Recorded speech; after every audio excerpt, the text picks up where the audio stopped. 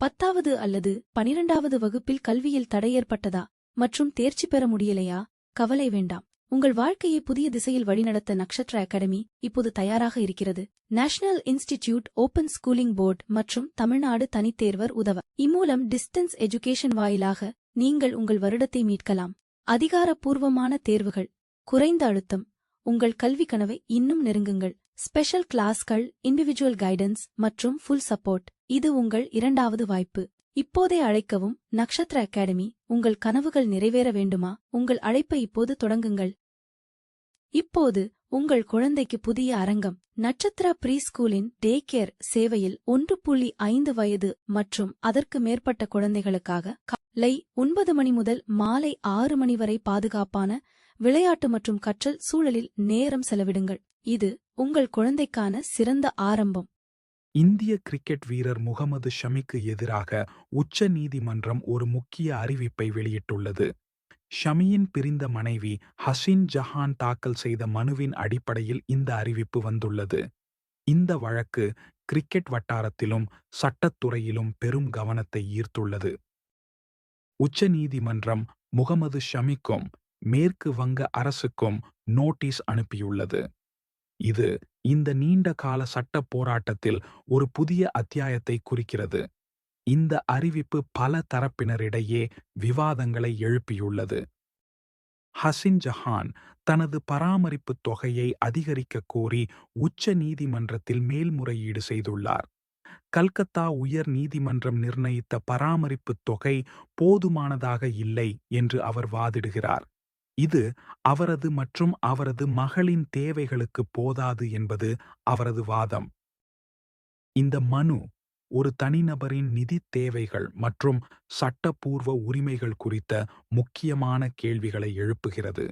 குறிப்பாக, ஒரு பொது பிரமுகரின் வருமானத்திற்கு ஏற்ப பராமரிப்பு தொகை எவ்வாறு நிர்ணயிக்கப்பட வேண்டும் என்பது விவாதத்திற்குரியதாகிறது. முன்னதாக கல்கத்தா உயர் நீதிமன்றம் ஹசின் ஜஹானுக்கு மாதத்திற்கு 1.5 லட்சம் ரூபாய் பராமரிப்பு தொகையை நிர்ணயித்தது. இதில் அவரது தனிப்பட்ட பராமரிப்பிற்காக 50,000 ரூபாயும் மகளின் பராமரிப்பிற்காக 1 லட்சம் ரூபாயும் அடங்கும். இந்த தொகை ஹசின் ஜஹானின் கூற்றுப்படி அவரது தற்போதைய வாழ்க்கை முறைக்கும் மகளின் எதிர்கால தேவைகளுக்கும் போதுமானதாக இல்லை. எனவே அவர் இந்த தொகையை அதிகரிக்க கோரி உச்ச நீதிமன்றத்தை நாடியுள்ளார். ஹசின் ஜஹானின் மேல்முறையீட்டை ஏற்றுக்கொண்ட உச்ச நீதிமன்றம் முகமது ஷமி மற்றும் மேற்கு வங்க அரசுக்கு 4 வார கால அவகாசம் அளித்துள்ளது. இந்த காலக்கெடுவுக்குள் அவர்கள் தங்கள் பதில்களை சமர்ப்பிக்க வேண்டும்.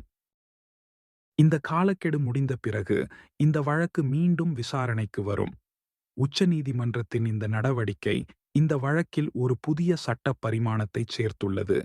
இது இரு தரப்பினருக்கும் தங்கள் வாதங்களை முன்வைக்க ஒரு வாய்ப்பை வழங்குகிறது.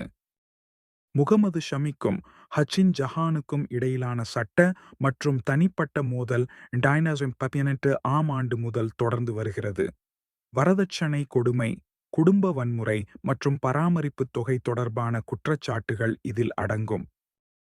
இந்த வழக்கு இந்திய கிரிக்கெட் வீரர்களின் தனிப்பட்ட வாழ்க்கையில் ஏற்படும் சிக்கல்களின் ஒரு பிரதிபலிப்பாகும்.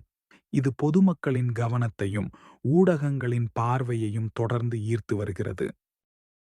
ஹசின் ஜஹான் முகமது ஷமி மீது இந்திய தண்டனை சட்டத்தின் பல்வேறு பிரிவுகளின் கீழ் குற்றவியல் புகார் அளித்துள்ளார். இந்த குற்றச்சாட்டுகள் ஷமியின் கிரிக்கெட் வாழ்க்கையிலும் ஒரு தாக்கத்தை ஏற்படுத்தின. இந்திய கிரிக்கெட் கட்டுப்பாட்டு வாரியம் பிசிசிஐ ஷமி மீதான சூதாட்ட குற்றச்சாட்டுகளில் இருந்து அவரை விடுவித்தது.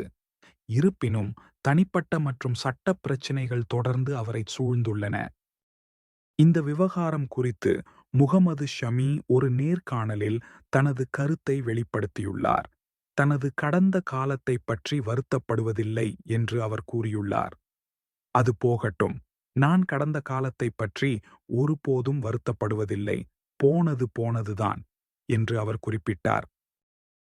நான் யாரையும் என்னையும் கூட குறை சொல்ல விரும்பவில்லை. நான் என் கிரிக்கெட்டில் கவனம் செலுத்த விரும்புகிறேன். இந்த சர்ச்சைகள் எனக்கு தேவையில்லை என்று ஷமி மேலும் தெரிவித்தார். அவரது இந்த கருத்துக்கள் அவரது மன உறுதியையும் கிரிக்கெட் மீதான அவரது அர்ப்பணிப்பையும் காட்டுகின்றன. முகமது ஷமியைப் போலவே பல இந்திய கிரிக்கெட் வீரர்களும் தங்கள் திருமண வாழ்க்கையில் சவால்களை எதிர்கொண்டுள்ளனர். இது ஒரு பொதுவான நிகழ்வாக கருதப்படுகிறது. இது விளையாட்டு வீரர்களின் தனிப்பட்ட வாழ்க்கையின் அழுத்தங்களை எடுத்துக் காட்டுகிறது. கிரிக்கெட் வீரர்களின் திருமண பிரச்சினைகள் குறித்து ஷமியிடம் கேட்கப்பட்ட போது அவர் ஒரு நேரடியான பதிலை கொடுத்தார். அது உங்கள் வேலை, விசாரிப்பது.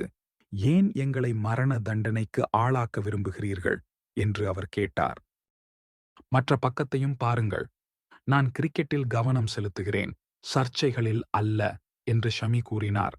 இந்த கருத்துக்கள் பொதுமக்களின் பார்வை மற்றும் ஊடகங்களின் தலையீடு குறித்து அவரது அதிருப்தியை வெளிப்படுத்துகின்றன.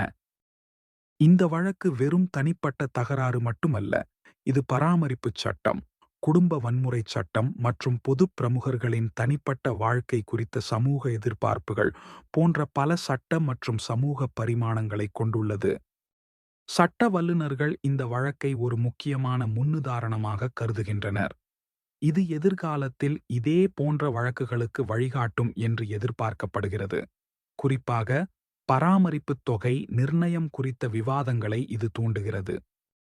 உச்சநீதிமன்றத்தின் அடுத்த விசாரணை இந்த வழக்கில் ஒரு தெளிவான திசையை வழங்கும் என்று எதிர்பார்க்கப்படுகிறது.